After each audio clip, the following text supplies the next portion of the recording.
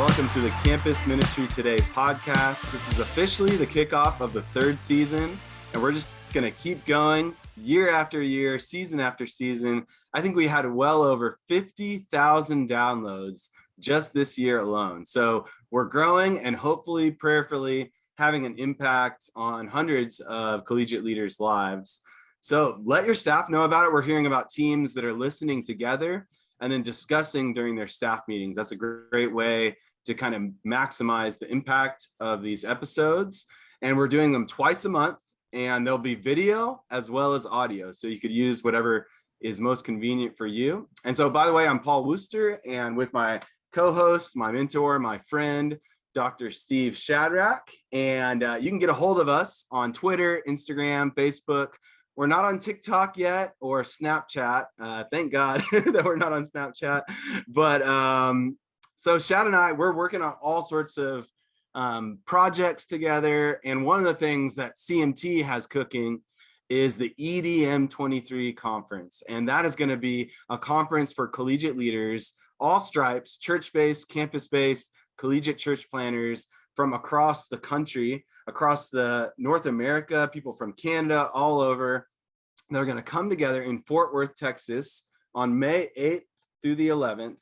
And there's already 500 people registered, and we're praying for 1,000. So Shad, if you know anything about Shad, he's always has a faith goal, something he's praying for and asking God for. And so we're praying that God will do amazing things with those that come to this conference. And so we want you guys there. We have whole regions of staff that are coming together. So bring your whole campus team, your whole region, invite your friends. It's going to be an epic time together. So check out all the info at campusministry.org. So Shad, who are some of the speakers that you're excited about for this conference? Well, brother, it's quite a lineup of men and women from around the U.S. and a few from beyond. Of course, Paul Worcester, is going to be there. But we no celebrity Christians at all. That's one of our deal. We only want seasoned practitioners, okay? Derek Moore from the University of South Carolina, Crystal Martin and Scott Martin from Chi Alpha, Ty Lamb from Collegiate Day of Prayer, Brian Smith from the Hope Church Movement, Pooty Benner, Pooty, and Yep. Gary Stidham and Clayton Bullion, all from the Texas BSM, Bo Cressetto from InterVarsity, Tony Dentman, and Owen Stubbs from Campus Outreach. Really, the list goes on and on. I'm excited about Andy Campman and Bob McNabb, both from Launch Global, Ted Schimmer from STUMO, Ben Nugent and Bryce Bouchard from the Navigators, along with Jim Ranella. And really, the list goes on and on and on. Isaac Jenkins is going to teach us about how to reach Greeks. Your brother David, Drew Frazier with the Navigators, Dan Allen with Crew, John Laravia with Salt Network, Ed Kang with Grace Point Church, Rich Mandel with International Friendships, Delvin Pikes with Every Nation. So we're getting such a great spread of speakers, leaders, workshops at this thing. And so please sign up. We'd be honored to have you. The only exception to the celebrity thing is you, Shad. I mean, we just gotta make that exception. So. Well, I'm no celebrity, but I am I am seasoned and I am trying to be a practitioner. So at least I qualify there, right? Right. So, that's right. But we're going to be pouring boatloads of vision and passion and practical how-tos on winning students to Christ and building, equipping them, launching them out as world changers. So it's going to be a great time. Well, let's get started with our podcast, Paul. And I'm excited that we are going to interview you today, brother. Wow. My great friend and co-laborer. And we're going to try to kick off each season, if we can, with some good interaction between you and I about college ministry. Paul Worcester loves God deeply. He has a real affection for college students. You just see him around students and desires that they really come to know the Lord in a personal way. But also, they don't stop there. They really become effective warriors for the Lord and fulfilling the Great Commission and really have a worldwide vision all over the world. So thanks for letting us pick your brain and your heart today, Paul. And so I want you to spend 1 minute, just 1 minute, brother, giving us a synopsis of where you're from, when you came to Christ and what your college ministry has been about. So stick to 60 seconds because we spent a whole episode on that another time, but I want to bring everybody up to speed that may not have seen that episode. So do it in 1 minute if you can. Okay, I'll see how I can do it. But I grew up in a church planting home, and so we lived. When you ask where I'm from, it's kind of hard to nail it down. So I just pick a place. So like Southern California is kind of like the coolest place I could pick. But I came to Christ at a young age, went to University of Oklahoma and had a breakthrough at a winter conference. And then just kind of started sharing my faith in college, was discipled by Max Barnett at University of Oklahoma, and then went and planted a ministry at Chico State in Northern California. And we've seen God do incredible things. And now I'm focusing on coaching and equipping collegiate leaders. So that's kind of my main focus right now. And Paul, that's good, Paul. Good job, bro. You did in 43 seconds. That's a new record. Woo! There we go.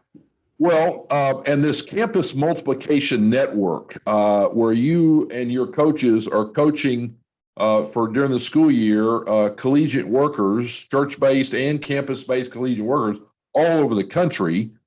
Give us a quick little campus multiplication network plug, if you would. Yeah, my friend and I, Clayton Bullion, we started Campus Multiplication Network 3 years ago now. And since then, we've had over 300 collegiate leaders go through an 8-month personal coaching process where they digest content. And they also have a coach that's an experienced 10 plus years that is focused on giving them personal interaction, personal coaching. And they're also part of a cohort. And that's all on Zoom, online. And it's been amazing. We're actually in, last time I checked, 11 different countries as well: Africa, Indonesia, Europe, all over Europe. And so we're just kind of slowly growing and making it a global thing, looking even to translating the content and kind of getting coaches in different nations. So if you're interested in that, if you're in another country and you want to train local workers, man, let's have a conversation about that. Because I think that's the growth edge in campus ministry, is not just in North America, but internationally. My prayer is that we'll see a ministry movement. Well, our faith goal at Campus Multiplication Network is that we have 1,000 new ministries started from the people that we're training, and ultimately that there'll be no campus left in the world that doesn't have a movement of God, a disciple-making movement of God. So if a campus worker out there wanted to know about how they could plug in, maybe even this school year, or somehow be a catalyst for getting their staff team involved in that, getting that training, where should they go? Yeah, we have a website, campusmultiplicationnetwork.com, or also email or direct message me on social media. Okay. Great, buddy. Okay, that word breakthroughs. Let's get to you, buddy. We're going to interview you about your life, your ministry, and I'm excited about this because God has used you mightily. And you use the word breakthrough, Paul, and I want to ask you about that. I know that you and I both have seen the Lord provide some incredible breakthroughs over the years in our own lives, but also in different college ministers' lives and their ministries. How about for you personally? And then give me one for your ministry. What's a breakthrough you've experienced in your own life over the years of your Christian life? But then also one, what you could say, this was a breakthrough for our ministry. Yeah, I love that question, because I think it starts personally. Before you look under the hood of every movement of God, and there was always a breakthrough in the ministry leader's life personally, before there was a breakthrough, a movement, revival that was broader. And so, yeah, I've definitely had breaking that God has allowed in my life. Actually, my wife, Christy, has a bad back. And so whenever she had Owen 11 years ago, her hips went out of joint. And so God used that to kind of break me in a sense, over just a slow kind of course of time. My dependence on the Lord grew. And it actually, looking back, I call it the advanced sanctification program. I had a lot of spiritual growth that I needed to work on, but it made me a better leader. It made my prayer life grow. It forced me into kind of these restrictions of my time, because I was helping with the young kids at home, leading a growing ministry. And it made me delegate more to other staff, pray harder, and just helped me think bigger as a leader overall. And so I look back on that season. The thing that got me through it was learning to block out. I try to block out about an hour a day. Actually, literally, I try to block out an hour a day with my timer on my phone. And I because I'm kind of ADD. So if I don't have like something specific that I'm doing, I just slip into, I check my Twitter or whatever it is. So I need to be really disciplined with I'm not naturally disciplined. So I have to make myself have margin. And I see it the same way as like, if I had a meeting with you, Shad, I wouldn't just text you or ghost you and say, I don't really feel like meeting today. Like, I just wouldn't do that. Like, I love you. I want to spend time with you. And it's just kind of rude. And so I think a lot of people are ghosting Jesus. They just find better things to do or more urgent matters. And what I've learned is the most productive hour of my day is that time alone with God, because that's when God can speak into me and when I can pour out myself to him and get refueled. And that perspective, It's amazing how God's word can bring perspective into your life. So that's one breakthrough, kind of like through the breaking process. So I just want to speak to anyone that's in the early years of your ministry on campus and you're going through a hard time. If it's not hard, I'm actually more worried about you. It's because what we're doing is on the front lines of the spiritual battle for the next generation. And so we have an enemy that is gonna throw everything he's got against us. But then also, I think the Lord uses hardship in our lives to shape us as leaders. So one of the greatest books on that topic is The Making of a Leader by Robert Clinton. And that's an old book, classic book, but I've definitely seen kind of some of those stages in my own life. I'd really recommend that for our listeners. I felt sure you were going to say The Fuel and the Flame, but no, there are other books out there that are of value, correct? That's right. Yeah. We don't want to do too much self-promotion, but okay. But what about your ministry now? You've talked about personally. Think about something that you just said, man, that was a breakthrough for me. It kind of opened up my mind and perspective about what is this thing about reaching college students to reach the world. Give us one quick breakthrough there as relates to your personal ministry.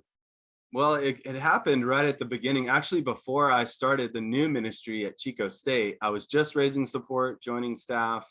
And this guy named Brian Zuniga, who's the director of Christian Challenge at CBU, Cal Baptist, I did a support appointment with him, stayed at his house, and he spent just a little bit of time coaching me, giving me, actually Stumo, which Shad started, has this document, 10 ministry principles, sowing broadly, focusing on affinity groups, spending plenty of time in prayer. It's just like, I wonder if we could even upload that into the show notes. It's a really good little document of these 10 ministry principles. And then also he told me about this concept called gospel appointment. So I didn't come up with the gospel appointment tool, but he was talking about how God was using it in his life. And so just this little bit of coaching that he gave at the beginning of my ministry set us on a course of fruitfulness for 12 plus years.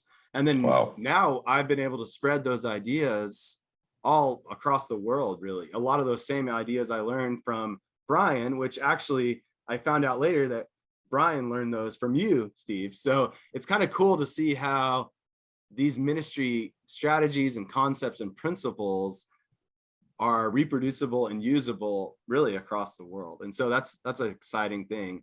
And so that's why I give my life to encouraging, equipping, and helping leaders think strategically about their collegiate ministries. That's great, brother. You know, one small note about Brian Zuniga, what a great man he is. I love him.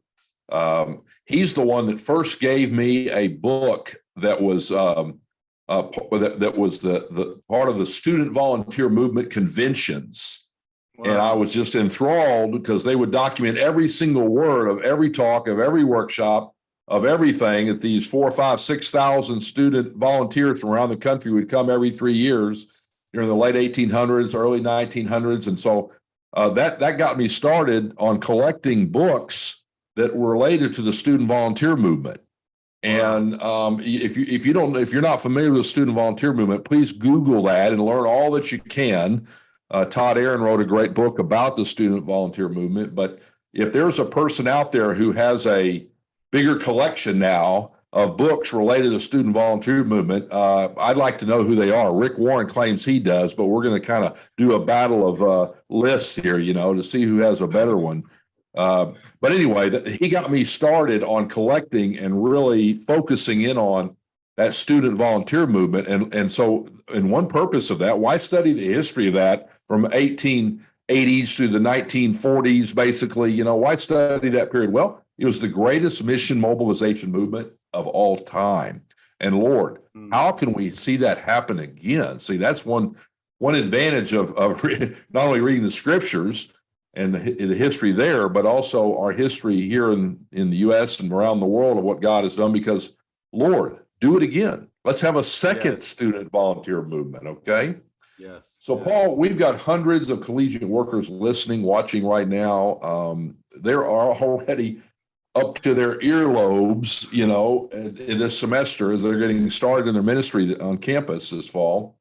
They may be excited, they may be scared, they may feel prepared, they may feel unprepared. They may be operating alone, they may be operating, as a team.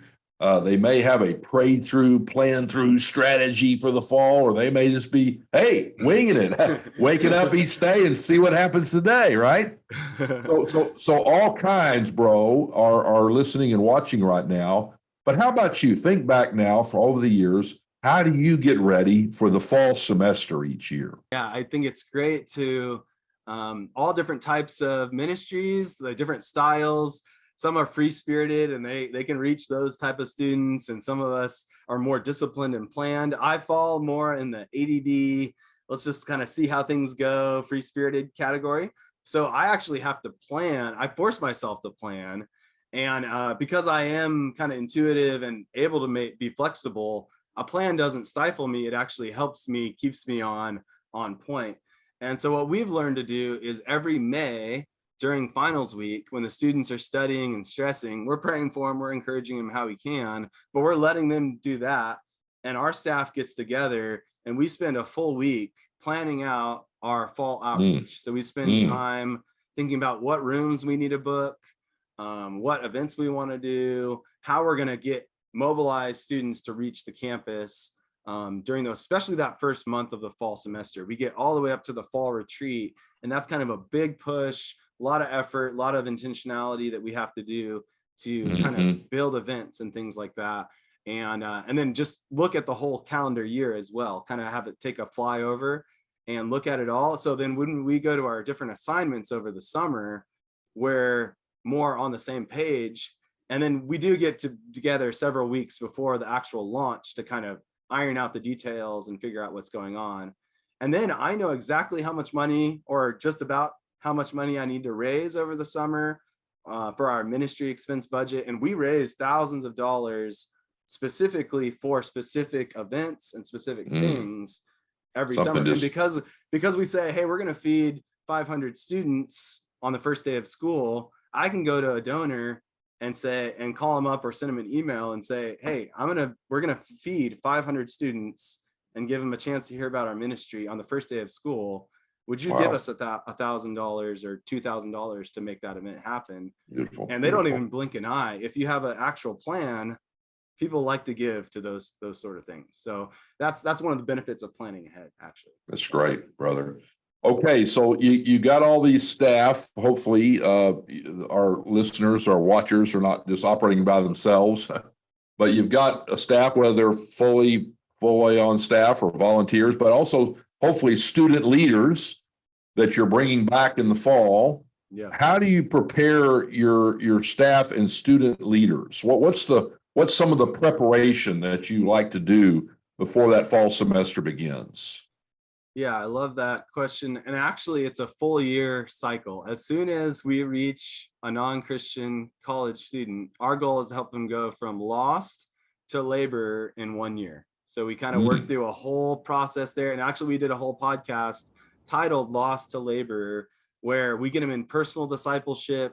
We have catalytic events. We get them on a core team, which is kind of a greenhouse environment during spring semester. It's our leadership team, but it's not just for leaders. It's for growing leaders. Freshmen can even be a part of that, new believers. And then summer project, that thing is a game changer for us. We get about half of our ministry at least goes on that summer project every summer. And we show up with a small army of 50 to 70 students that have been trained up over the summer. And at the beginning of the summer, I cast vision to all those students and say, I have them listen to Born to Reproduce by Dawson Trotman, where he says, where's your man? Where's your woman? Pray for one person that you can lead to Christ and disciple.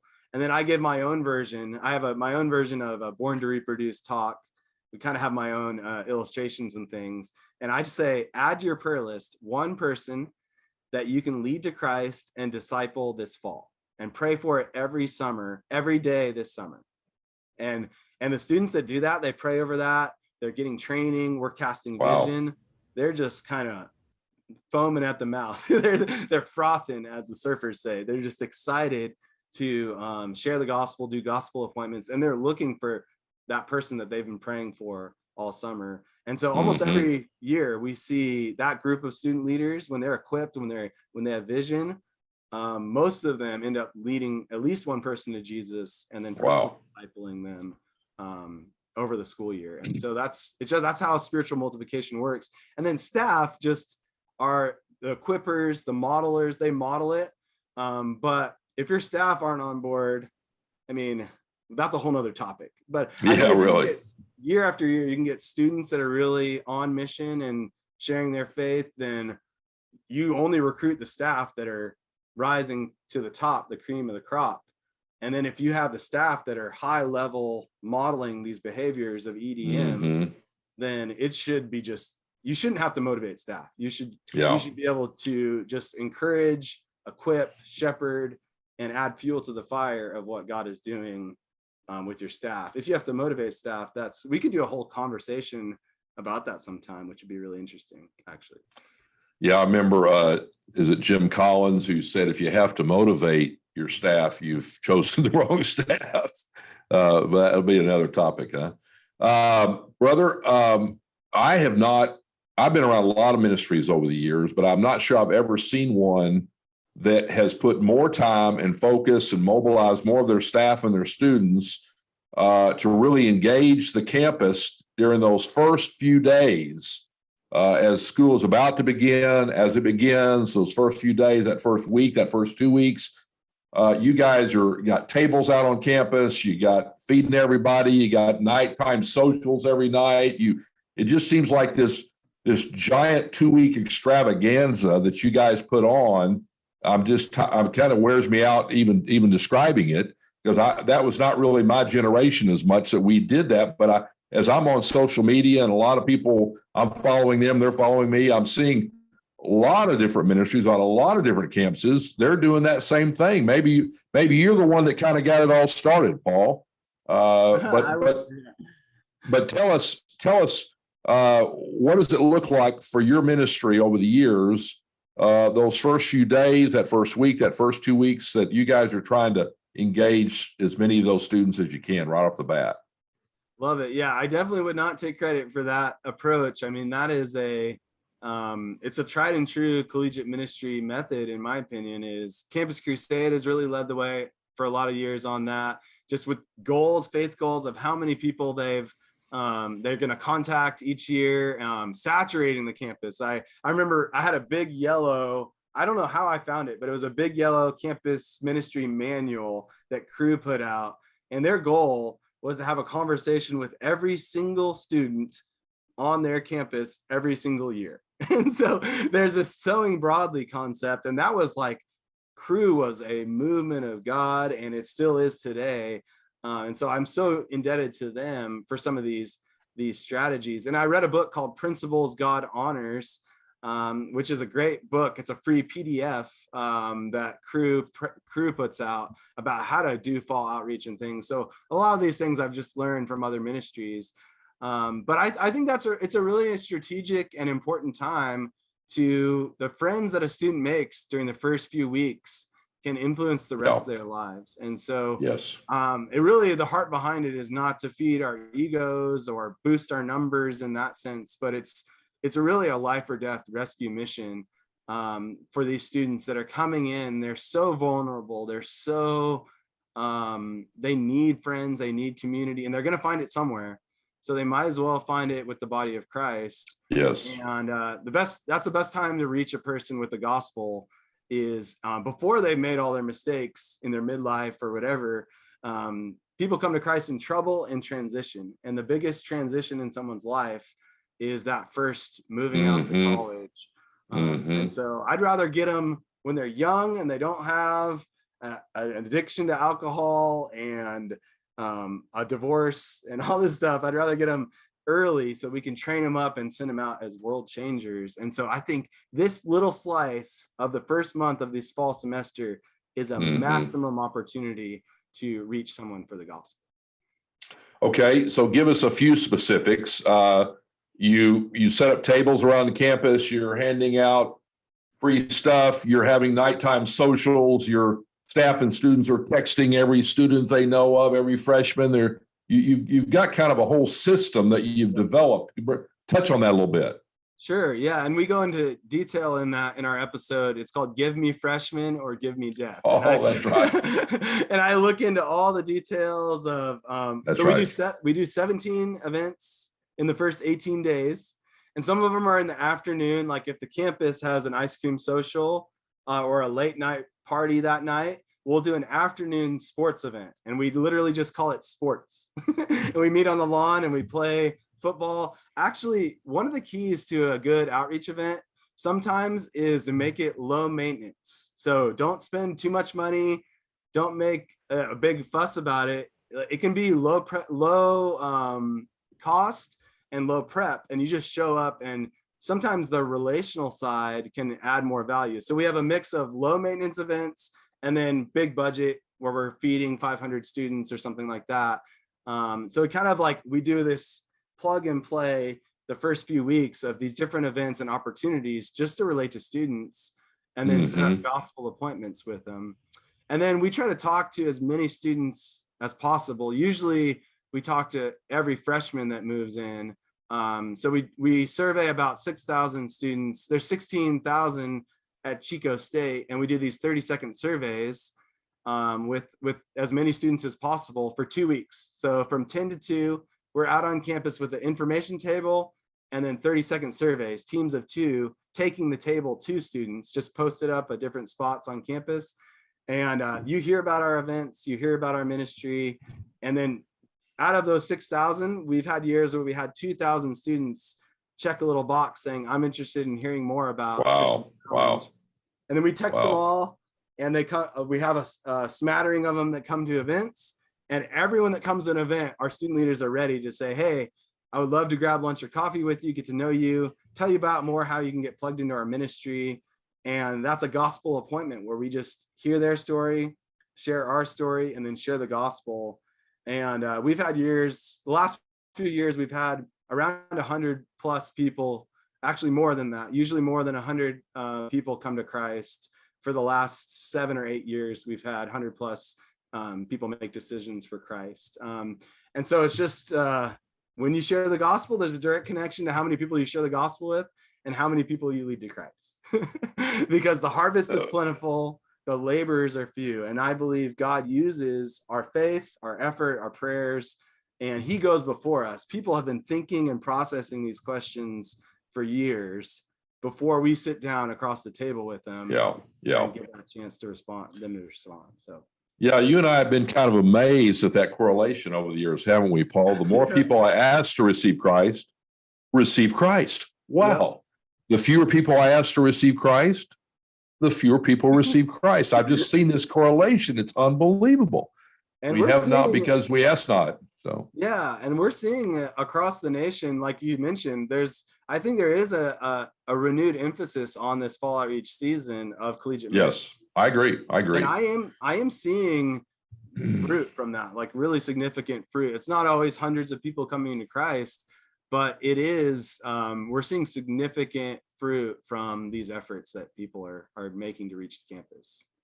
Yeah, and you and I have talked about the wisdom and power and potential of kind of tabling and the socials, and you're hitting all these different freshmen from all these different groups, and it's really a smattering of a lot of different people from a lot of different segments of the campus, along with starting to think through and pray through the different affinity groups, that those relational networks that either already exist or they're going to be forming. But a lot of those freshmen are going to be joining into those different affinity groups. And so, the fact that you're now trying to reach these freshmen through tabling or social events or things, well, they're going to be now filtering into these different affinity groups, and you've got a relationship, a contact that you can now start to jump into that affinity group and start building relationships and starting small groups and seeing a little mini movement among that dorm or that fraternity or sorority or athletic team or intramural group. Or one guy up in at Penn State he's having tremendous success with going into the club sports. That's a big deal up there, the club sports. And so it's just that's a philosophy that we're trying to help the collegiate body of Christ to also understand, is kind of think through the affinity groups on your campus. Well, yeah. Paul, you and I, go ahead. I think those two strategies fit well together. Yeah. They can. Yeah. And you have to be careful about that, because if I have a staff or a student that's really invested, let's say, in a fraternity and reaching that fraternity for Christ, I want to have them to have enough freedom to focus on that they're not sucked into all of our 2 weeks of events. So there is a little bit of give and take and wisdom you have to use. I was actually coaching a collegiate leader that they had so many networks in the fraternity and sorority system, the Greek system, already. They were already maxed out on their staff and their networks. They had hundreds of students in small groups, this is pretty rare, to be honest. But they were saying, how's the fall outreach stuff work for us with a small staff? And we're already spreading ourselves thin across this the Greek system. I'm like, man, keep doing that, and then pray and maybe get some of and he had some interns and stuff, maybe get your interns that aren't as connected to the Greek system to do a fall outreach for freshmen, and you can kind of like see which one works. Go where the fruit is, really, and trust God with that. So yeah.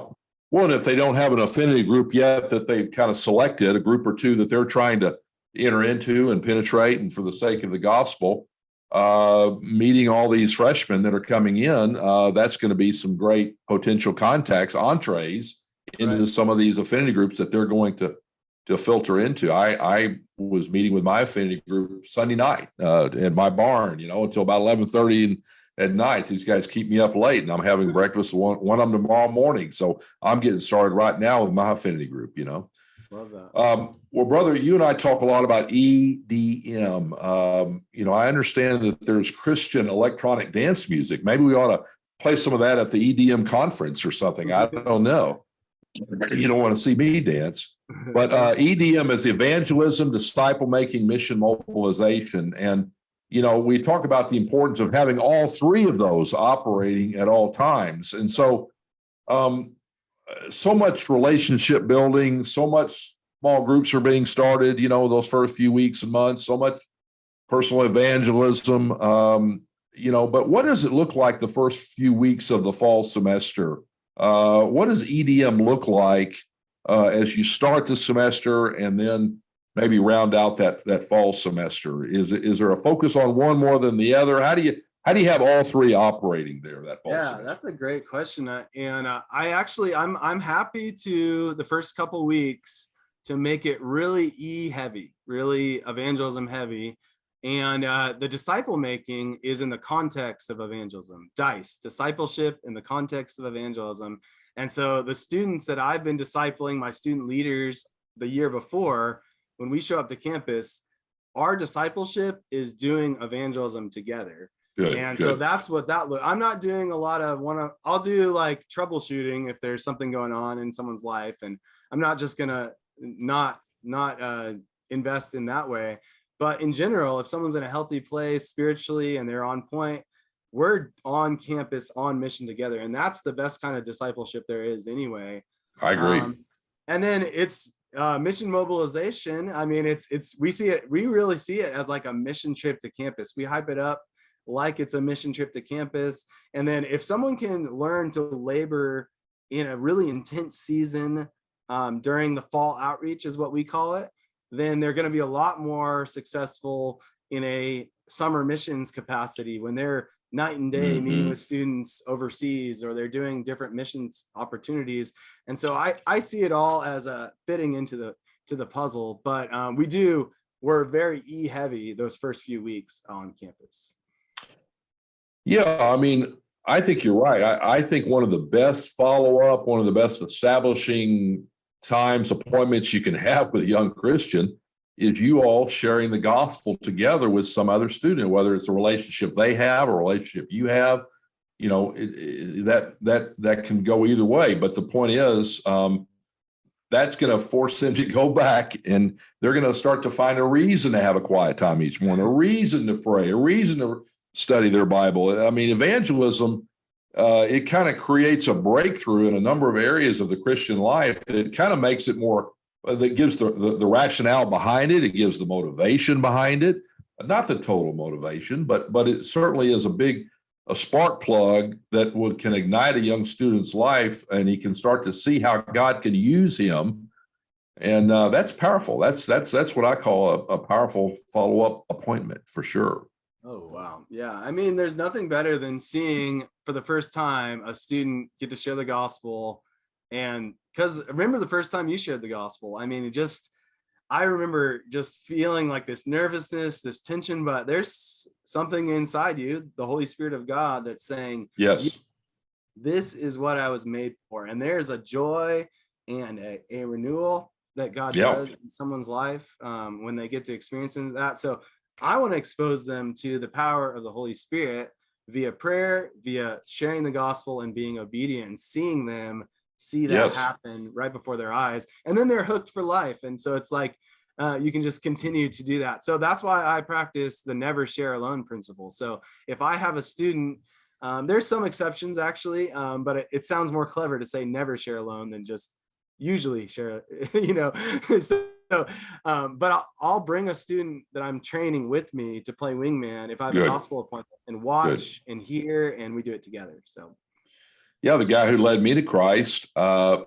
very next day, he had me sharing this little booklet that he had shared with me, and lo and behold, you know, when I asked this young guy, Scott, I think he was about 17, would you like to receive Christ in your life? He said, yes. Whoa. And he really did. Yeah. And I thought, so I've never forgotten that. It really set the course of my life in some way. I don't have the gift of evangelism. I really don't, I promise. But I see the power of asking the golden question and how God can use that. And if I will ask the golden question enough people and zip the lip and let them answer, man, the Holy Spirit has this unbelievable opportunity to work in the hearts of college students in some powerful ways if we will only just ask the question and then let them answer, you know? So, Paul, let's talk about December when finals roll around and you get your staff back together and you guys kick back for a root beer float together, you know, to kind of debrief about the semester and praise God and troubleshoot and you know, et cetera. But what is it at the end of that fall semester that you hope, pray, plan to see accomplished at that point? You're kicking back with all your staff. What would a successful semester look like as you are talking and evaluating and debriefing about that fall semester, do you think? Yeah, and I'm glad you said root beer because, I mean, we're Baptists over here, so we got to just only drink root beer. So, well, I said root beer float. I throw some ice cream in there. Well, my gut is so big. So go ahead. So yes, I mean, we really want to see new students, freshmen, and new believers plugged into one-on-one discipleship relationships, and then also small groups, local churches. So we want to see, I mean, we're asking God every year. He's under no obligation to do it, but we're asking God to just flat out save people on campus every fall. And so far we've seen that. We've seen God just really transform hearts. The more we share the gospel, again, we're just seeing God do that. And so we want to see students not just pray a prayer, and so we can give a high five to each other and send out a good newsletter to our supporters. No, we want to see these people truly be born again and connected to a personal discipleship relationship. That is a huge win. And then we love to see them plugged into the overall network of community in our ministry on campus. And then also becoming members and connected to local churches in the area is a very important value to us as well. And then we want to keep a pulse on our student leaders, how they're thriving, how they're growing. Are they progressing in their own personal depth in their walk with God?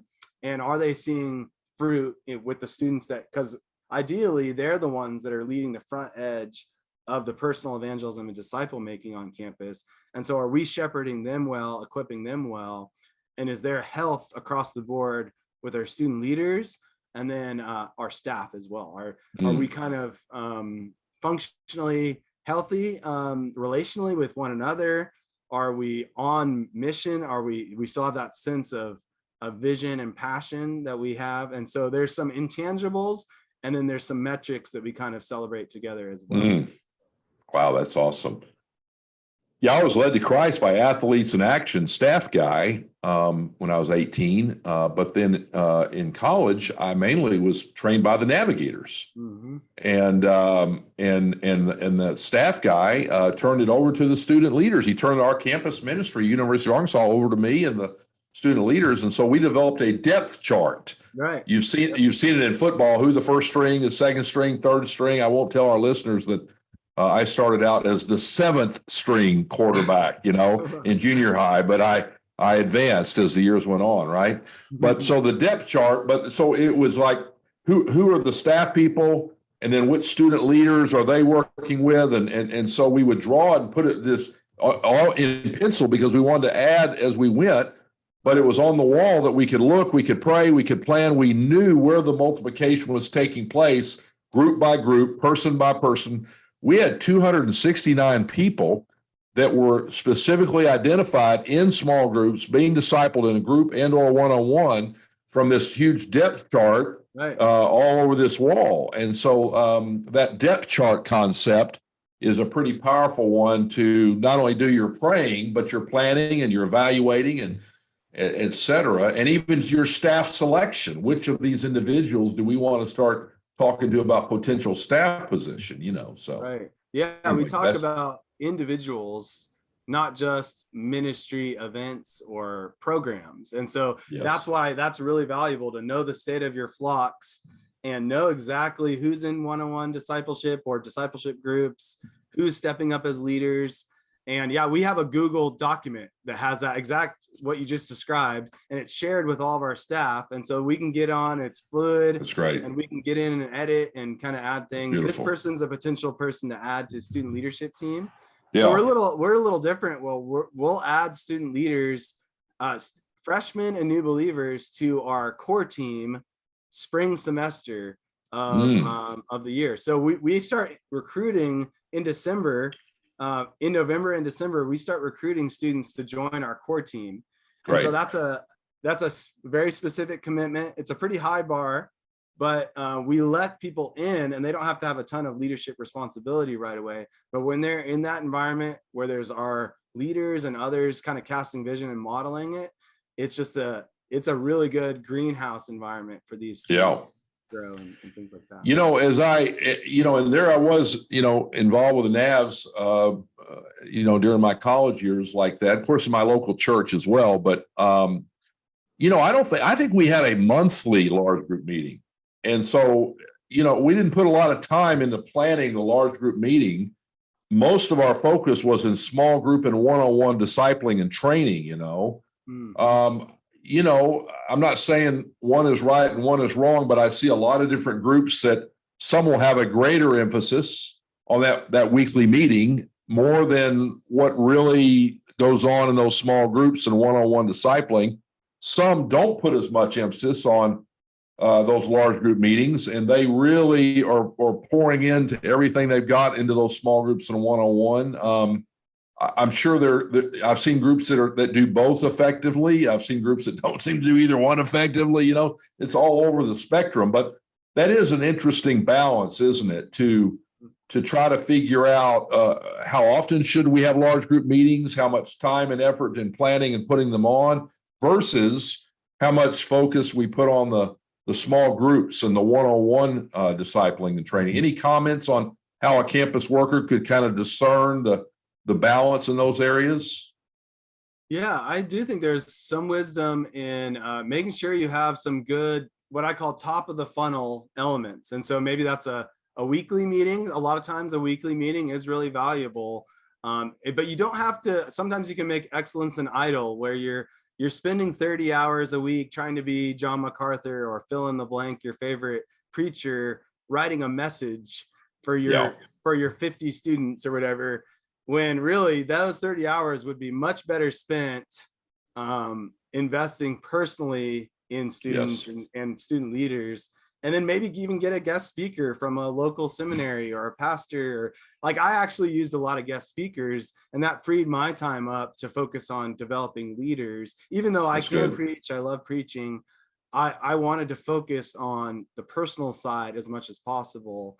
And staff kind of sanctioned off for 20 plus, even 10, 15, 20 plus hours a week, writing sermons. In my opinion, that is, as a campus missionary, that might not be the best use of your time, especially when you're trying to build a ministry. So let personal disciple making trump events, but events do have a place in kind of sowing broadly and casting a wide net on campus in evangelism and things like that. Yeah, and we need to think long term too. What could this student gain during their single years, their college years here, that they may not have the opportunity to get once they graduate? And they're probably always going to be involved in great teaching and worship sessions out there and excellent churches, et cetera. But sometimes that's the individual and small group training, the knowledge, skills, character, and vision that a campus ministry could give that student during their single years, during their college years, the intensity of that, the camaraderie, the expectations, the standards, the challenge of it all to really grow in those areas. They may not have quite the time and opportunity to do that once they graduate. So let's focus and give them an opportunity maybe of a lifetime by really making sure those small groups and one-on-one training is an integral part of what that campus ministry is all about. That's so good. And if you have that good, strong, personal disciple making culture, then everything else is kind of gravy. Everything else is bonus in a sense, because you're filling in a lot of that what they need in that one-on-one or the discipleship group model. Yeah. And if you can help a student lead one person to Christ and follow them up and help establish them as a disciple, I mean, even if it's done just one time during their college career, you obviously would love for them to reproduce, but it's kind of rare for a student, undergraduate student, to do it one time. But if they can do it one time, if you can help them, stay with them, stay in the saddle with that student to help them lead at least one person to Christ. Don't stop there. Start following them up, and get them established, and then start discipling them where they kind of reproduce themselves. If they did it one time, there's a much greater chance that they're going to be able to do that once they graduate and get out there in Chattanooga working for Dell Computers and married and a family and a church and the community and all the things that are going on. But if they don't do it as a college student, I mean, I'm not saying it won't happen. It can't happen out there, but the chances that they'll really be able to go through that entire process with a good mentor like that, working with them, equipping them all, along the way, it's kind of rare. Yeah, I would agree. That's a really good point. It's good. Brother, let's wrap this up. I want you to give some advice to the campus worker, campus-based or church-based worker that might be listening and watching right now. They may need some encouragement. They may need some courage. Encourage means you're pouring courage into them, but to maximize those first few days, those first few weeks, those first few months, Our friend Brian Smith with the Hope Church movement talks about the power of belonging. For those freshmen, how do they plug in, and who do they plug in with, and which individuals are really trying to connect with them.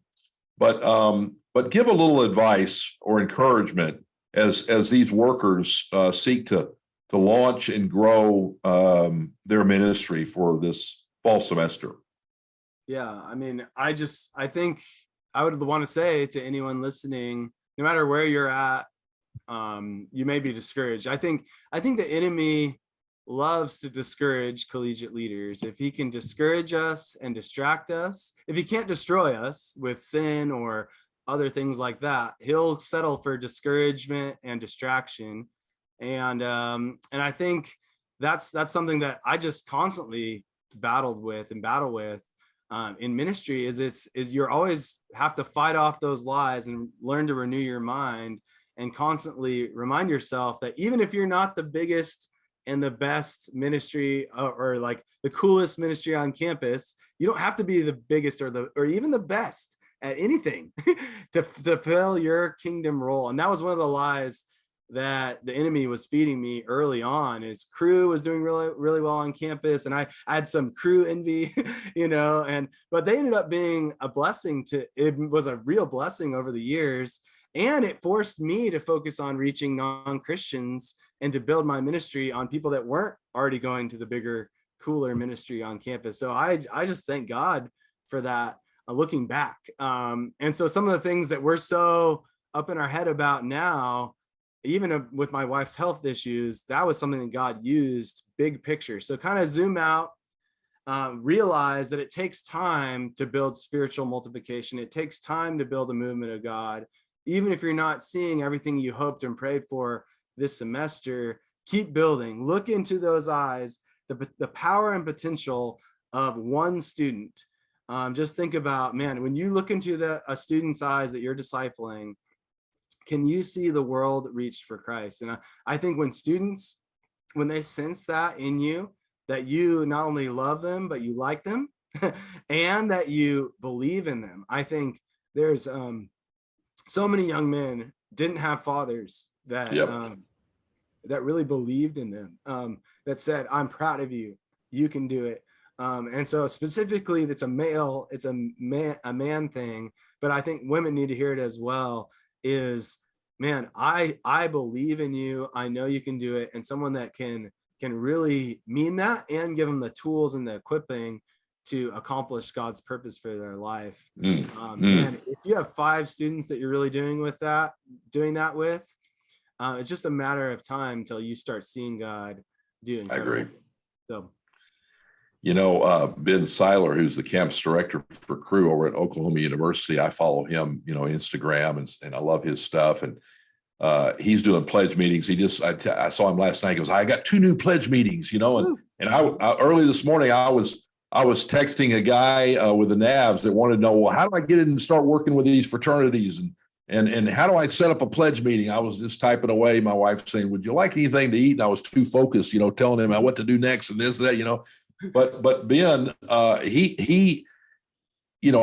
encourage staff people to have a little SALT talks, 10 or 15 minute SALT talks on relationships or time management or goal setting or, things that are kind of felt needs, but not super religious, spiritual topics, but kind of as an entree to get into that pledge class and, have a chance to meet those guys and maybe start a small group Bible study of some sort or a leadership study of some sort. But anyway, Ben, one of his topics, it's interesting, one of his approach is he's talking to these pledge classes, and although most of them are probably non-Christians, even though a lot of them in Oklahoma, I'm sure, were, raised in church, right? Like you, Paul, yeah. But his one of his talks that he gives to these pledge classes is, God wants to use you. Can you imagine if you committed your life to Christ, how much God wants to use you this semester, this year, this school year? God could use you to touch this campus and touch the world. He's building world vision into their life before they're even a Christian, before he's even shared the gospel, Yeah. And I need to ask you, Ben, how's that going, bro? Are they just laughing at you? Are they soaking it in? How's that going? Because that's a bold approach. of a talk to give to a pledge class, a lot more bold than how to set priorities and manage time, or some salt talk like that, right? Hey, brother, I want you to pray for us, and not for me necessarily, but pray for all the church-based and campus-based workers across the U.S. and beyond who are kicking off their ministries this fall. Would you do that for us? Yeah, I'd love to. Father, thank you for your grace in each of our lives and just what you've done to rescue us from our sin and from hell. And I pray that as you've given us this stewardship of the students that in our ministries, but also the students on the lost students on the campus that you've called us to reach, Lord, give us a deep, true love for them, and that everything would be built on that the goal of the command is love, which comes from a pure heart, a good conscience, and a sincere faith. And Lord, just help us to be renewed in you daily so that we can genuinely love and believe and serve people that you love. And so help that to be the foundation of all these plans and strategies, that we deeply love you and we deeply love students. And I pray this in Jesus' name. Wow, Paul, that was awesome, dude. Thank you for sharing so much. That wraps up this first CMT podcast from season 3. Isn't that amazing? We're just going to keep going, friends. And so you can go to campusministry.org or Spotify or YouTube and find all the other episodes that we have been producing.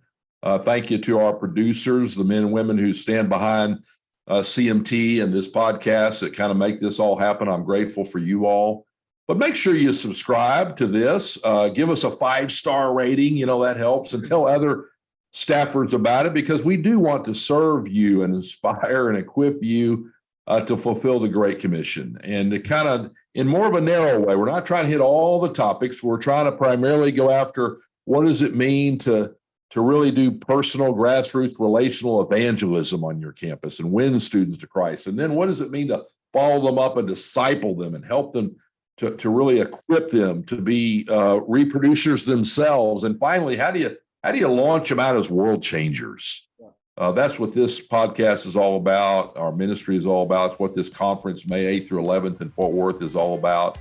So we hope we are being of encouragement and a good resource to you. So let us know how God is using these episodes in your life and ministry, if you would.